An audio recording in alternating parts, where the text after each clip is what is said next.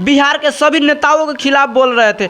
आखिरकार उन्होंने बीजेपी में अपना समर्थन दे ही दिया। संजय जायसवाल उन्होंने अपना नाम वापस ले लिया। अब संजय जायसवाल ही बीजेपी के कैंडिडेट होंगे और मनीष कश्यप ने आखिरकार माना कर दिया है कि मैं इस साल 2024 में लोकसभा सीट नहीं लड़ूंगा। और मनीष कश्यप को बिहार के सीएम बनाएंगे। देखिए क्या हुआ कि मनीष कश्यप बीजेपी से बिक गए। आप देख रहे हैं बिहार ग्राउंड न्यूज़ फास्ट और मैं हूं संजीव। हम बात करेंगे बिहार के सबसे लोकसभा सीट जो हॉट बनी हुई थी उन सीट के बारे में। और वो कौन सी सीट है तो वो है पश्चिमी चंपारण लोकसभा सीट, जिस सीट से निर्दलीय मनीष कश्यप लड़ने का ऐलान किए थे और वह संजय जायसवाल के विपक्ष में थे। इसी मुद्दे पे हम विस्तार से बात करने वाले हैं और अभी हमारे साथ जुड़ चुके हैं रंजन जी। सबसे पहले हम जानेंगे कि आखिरकार मनीष कश्यप जो है बीजेपी में शामिल क्यों हुए। देखिए उन्होंने स्पष्ट रूप से कहा है कि मेरी माँ की इच्छा थी कि मैं बीजेपी में शामिल हूँ और मैं बीजेपी में शामिल हो गया। और उन्होंने जिस तरीक़ा से बीजेपी के खिलाफ पिछले 1-2 महीनों में जिस तरीक़ा से जनसंपर्क, डोर टू डोर कैंपेन की, हर पंचायत, हर छोटे से छोटे मोहल्ले में गए थे और बीजेपी के खिलाफ, बिहार के सभी नेताओं के खिलाफ बोल रहे थे। आखिरकार उन्होंने बीजेपी में अपना समर्थन दे ही दिया। अब इसका भविष्य की बात है कि उनके साथ क्या हुआ है, क्या डील हुआ है।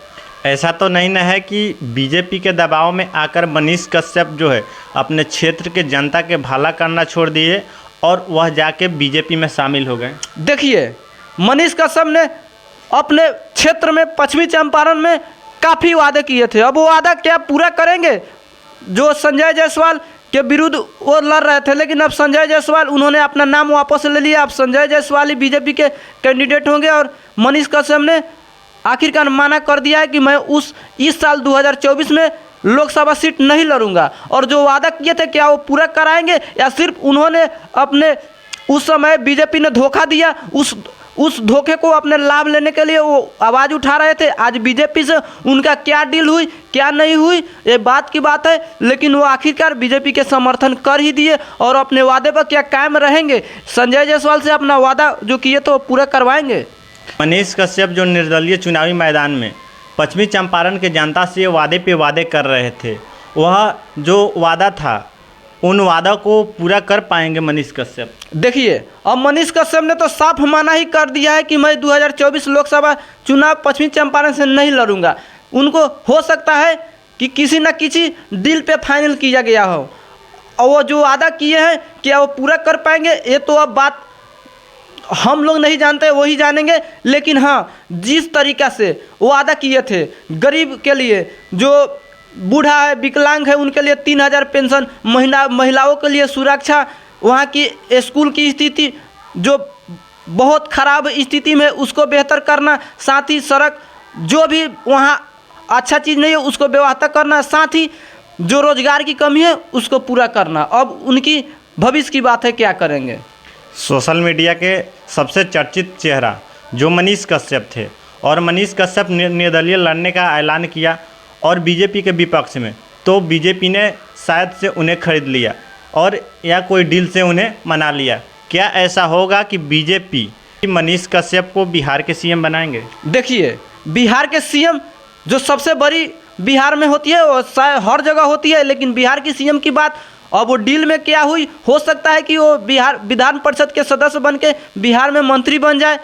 और जो भी हो उनके साथ डील हुआ है वो गुपचुप तरीके से वो बाद में आएगी। लेकिन मनोज तिवारी जो कल उनको दिल्ली लेके गए और उन्होंने आज बीजेपी के सदस्यता दिला दी ही, अब देखने वाली बात है क्या उनके साथ डील हुई है। ऐसा तो नहीं ना है कि मनीष कश्यप पहले जनता के लिए इतना भावुक रहते थे, जनता के अधिकार के लिए उन्होंने किसी भी सरकार से लड़ने का प्रयास करते थे।